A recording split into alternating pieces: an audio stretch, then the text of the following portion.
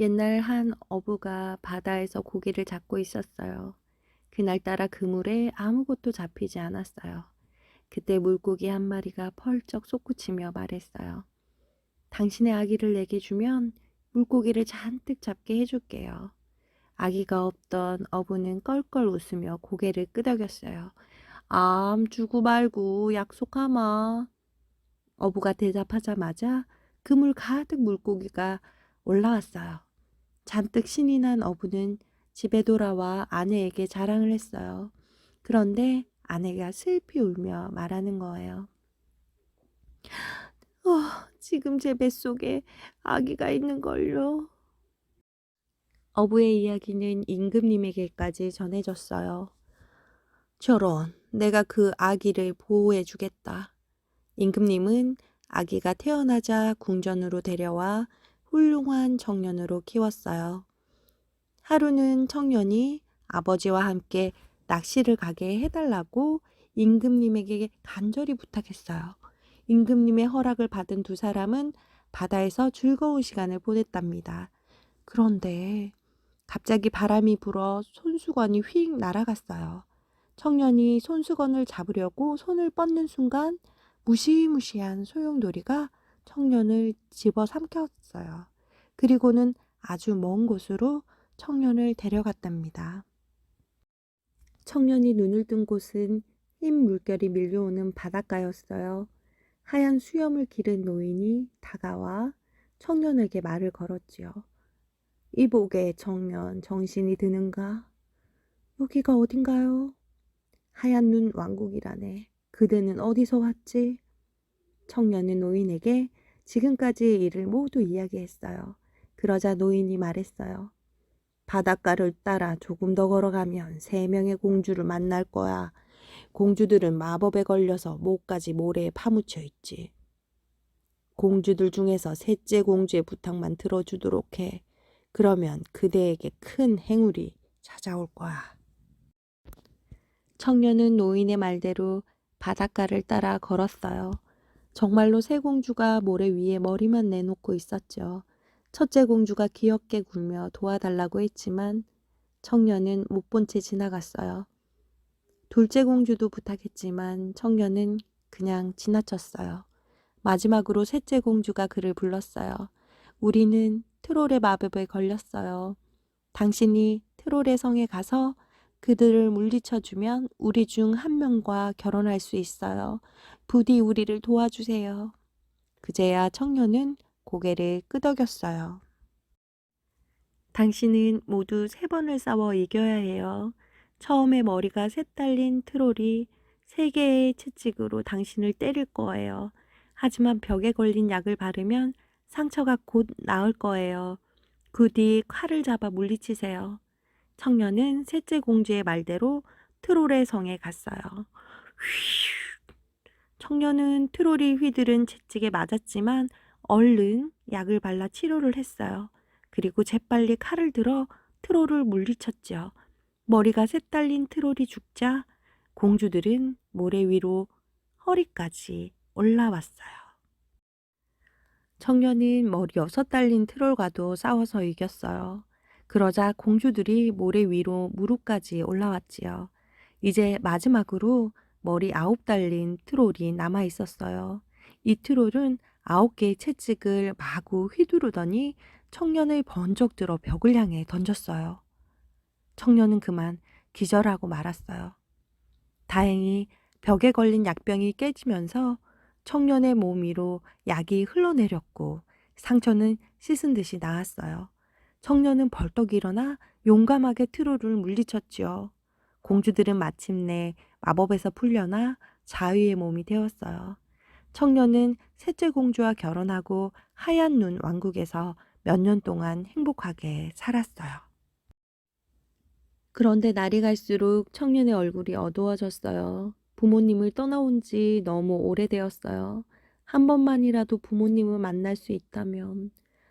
셋째 공주는 청년의 손에 반지를 끼워주며 당부했어요. 이 반지는 2가지 소원을 들어준답니다.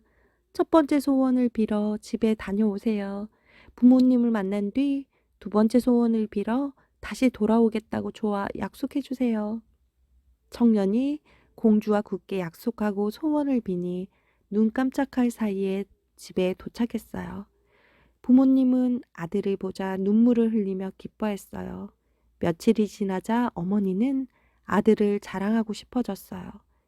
얘야, 네 훌륭한 모습을 임금님께 보여드리자. 청년과 부모님은 궁전으로 가 임금님을 만났어요. 임금님은 청년의 이야기를 믿으려 하지 않았어요. 그러자 청년은 반지에 대고 소원을 빌었어요. 어여쁜 저의 아내를 이곳으로 데려와 주세요. 그러자 하얀 눈 왕국의 셋째 공주가 사람들 앞에 모습을 드러냈어요. 그런데 셋째 공주는 무척이나 슬퍼 보였어요. 당신은 어째서 약속을 지키지 않았나요? 이미 2가지 소원을 다 써버렸으니 당신은 하얀 눈 왕국으로 돌아올 수 없어요. 공주는 자신의 이름이 새겨진 반지를 청년에게 주고 사르르 사라져 버렸습니다. 아, 내가 어리석었어. 어떻게 하면 다시 하얀 눈 왕국으로 돌아갈 수 있을까? 청년은 깊은 슬픔에 빠져 무작정 길을 떠났어요. 길을 떠난 청년은 동물의 왕과 새들의 왕을 찾아갔어요. 하얀 눈 왕국으로 가는 길을 알고 있나요? 하지만 그들은 모두 고개를 저었어요. 청년은 실망하며 물고기의 왕을 찾아가 물었습니다. 마침 하늘을 나는 가오리가 먼 여행에서 돌아왔으니 직접 물어보게나. 청년이 걱정스러운 표정으로 묻자 가오리가 대답했어요.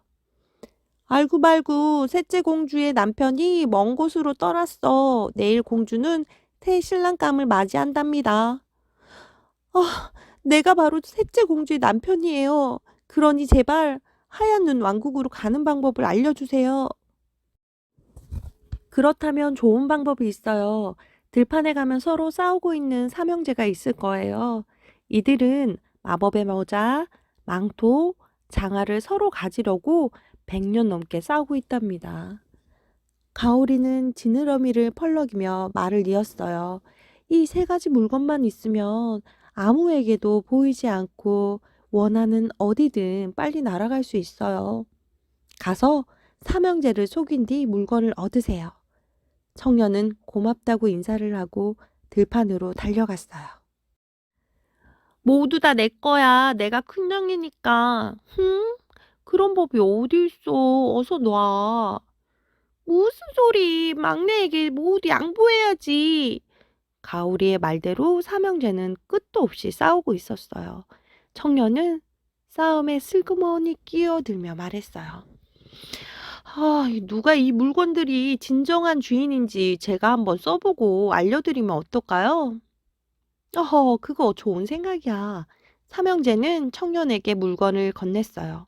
청년은 얼른 마법의 모자를 쓰고 망토를 걸치고 장화를 신었지요. 자, 누가 주인이 되어야 하나요? 청년은 바람처럼 사라지며 대답을 했어요.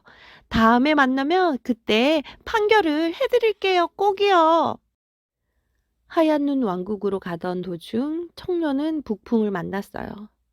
어디로 가는 길이요? 사랑하는 아내를 찾아 하얀 눈 왕국으로 갑니다.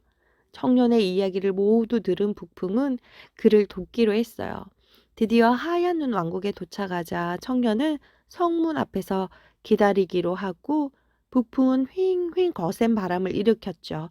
마치 성 전체가 바람에 날아갈 것 같았어요. 도대체 무슨 일이지? 셋째 공주의 새 신랑감이 밖을 살펴보러 나왔어요. 청년이 얼른 그를 붙잡아 내동댕이 치자 북풍이 새 신랑감을 휘감고 멀리 멀리 날아갔어요. 청년은 기쁨에 들떠서 성 안으로 들어갔어요. 하지만 셋째 공주는 청년을 몰라봤지요. 청년이 긴 여행으로 마르고 창백해졌기 때문이에요. 당신이 나에게 주었던 반지 기억하나요? 청년이 반지를 내밀자 공주가 놀란 목소리로 말했어요. 당신은 사랑하는 내 남편이 맞군요. 청년과 셋째 공주는 다시 한번 멋진 결혼식을 올렸어요. 그 후 하얀 눈 왕국의 왕과 왕비의 이야기는 아주 먼 곳까지 퍼졌답니다.